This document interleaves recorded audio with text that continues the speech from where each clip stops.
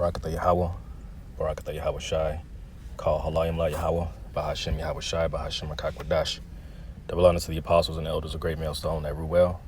Peace, blessing, and salutation to the Akim that are pushing his word throughout the four corners of the earth in all truth and sincerity. Lord willing, it reaches the ears of the hopeful elect. It's your brother Kazak coming at you once again with another quick hit lesson, Lord willing, is edifying and to the point. All right, so through the power and spirit of Yahweh Shai, I went back and watched an old about a year ago today, actually, lesson. And talking about, that was talking about, these volcanoes and things that are, various earthquakes, but mainly the volcanoes that's going to erupt, okay? Because there's going to be, pursuant to prophecy, there's going to be earthquakes,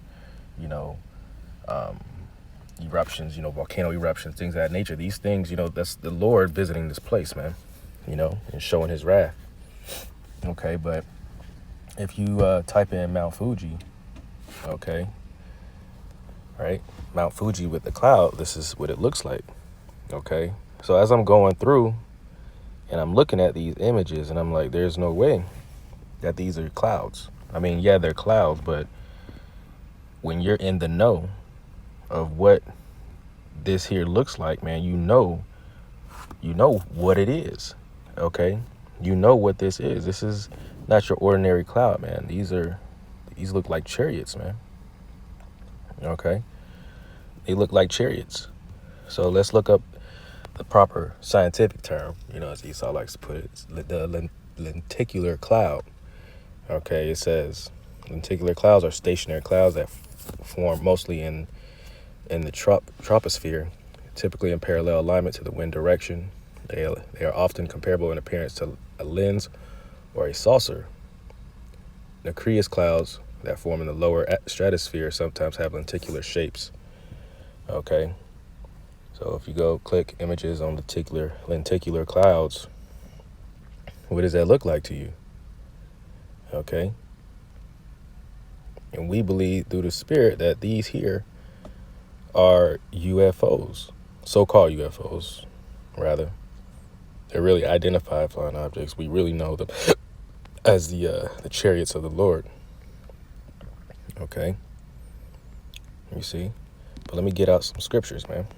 This is Psalms 104:3. Who layeth the beams of his chambers in waters, who maketh the clouds of his chariots, who walketh upon the wings of the wind. Okay, you see? Who layeth the beams of his chambers in the waters, who maketh the clouds his chariot. You see? Clouds are another form, of chariots, man. They come in the clouds of the chariots. Okay, when the Lord, brought us out of Egypt. Okay, it was really Yahweh Shai. Okay, that came in the form of a cloud. And let me get that too. In the book of Exodus, 13th chapter. All right, Exodus 13:20. And they took their journey from Succoth and encamped in Etham in the edge of the wilderness. And the Lord went before them by day in a pillar of a cloud to lead them the way, and by night in a pillar of fire to give them light to go by day and night.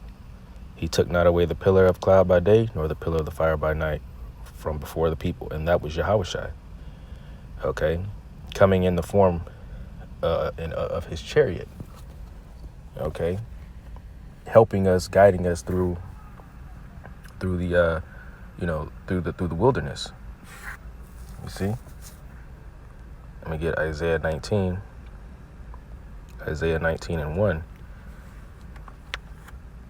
And it reads, Salakia.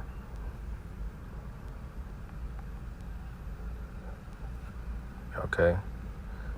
So Isaiah 19:1, the burden of Egypt. Behold, the Lord rideth upon a swift cloud. You see, that was Yahweh Shai. And shall come into Egypt, and the idols of Egypt shall be moved at his presence, and the heart of Egypt shall melt in the midst thereof. Okay. The Lord rides upon these swift clouds, man. And that's in the same way, you know, that Ezra spoke about in what was that, second Ezra 13? Okay, where he came and it looked like a mountain, man. You know, if you see the intro or the coming of the chariot or the so-called UFO on Independence Day, that's how the Lord's going to come, okay, on the fathership, you see. But it's going to be far more greater than that, man. You're going to see it from one end of the earth to the other. Where else do you think they got these ideas from? You see, they got them from the Holy Scriptures. You see, Matthew 26 and 64. Yahushua saith unto them, Thou hast said, nevertheless, I say unto you, hereafter ye shall see the Son of Man sitting on the right hand power and coming in the clouds of heaven. The Lord is going to reappear in the clouds of the heaven, man. You see, these clouds are signs, man, for us. You know, they're faith boosters. There was a time when there was a big thunderstorm out here in San Diego, and it wasn't raining where I was, but afar off you could see these major clouds, and through the Spirit I believe that they were chariots, man, because underneath these clouds were it was like one of the top lightning shows that this place has ever gotten, you know, and at least in a very long time. It was a great lightning show, you know, and it was in the form of coming out of a really big, dense cloud.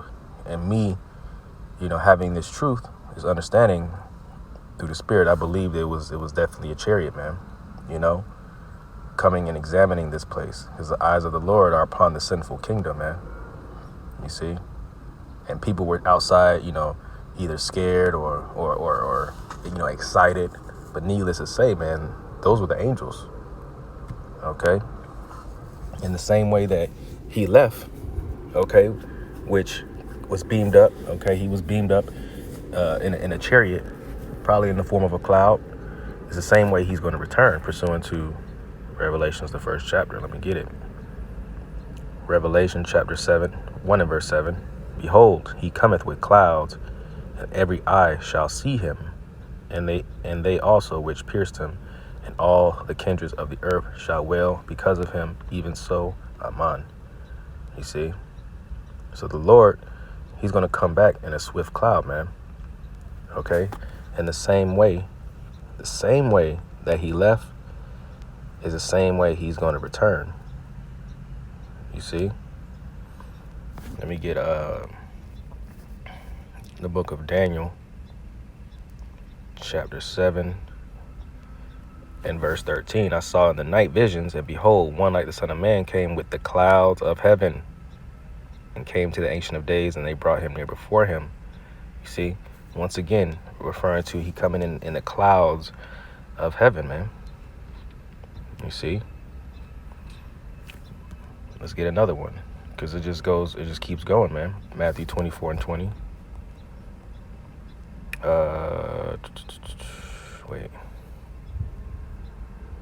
Verse 29. Immediately after the tribulation of those days shall the sun be darkened, and the moon shall not give her light, and the stars shall fall far from heaven, and the powers of the heaven shall be shaken. And then shall appear the sign of the Son of Man in heaven, and then shall all the tribes of the earth mourn, and they shall see the Son of Man coming in the clouds of heaven with power and great glory. You see, once again, it's reiterated. You see, in First Thessalonians, it talks about how, you know, we're going to be called up, you know, into the clouds. First Thessalonians 4 and verse 16. For the Lord himself shall descend from heaven with a shout, with the voice of an archangel, and with the trump of the Most High, and the dead in the Mashiach shall rise first. Then which are left, then we which are alive and remain shall be caught up together with them in the clouds to meet the Lord in the air, and so shall we be we ever be with the Lord. See, the Lord's coming with clouds, and we're going to go meet him in these clouds, man.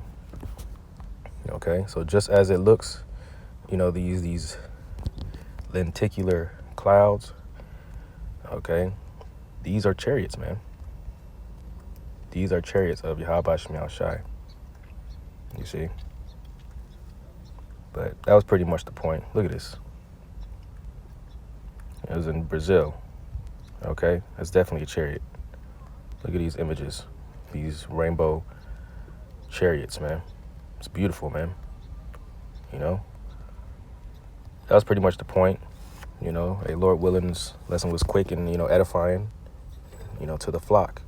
Okay, and in closing, I want to give honor, praise, and infinite glory to Yahweh, Bahashem Yahweh Shai, Bahashem Rakakwadash, and until next time, Shalom.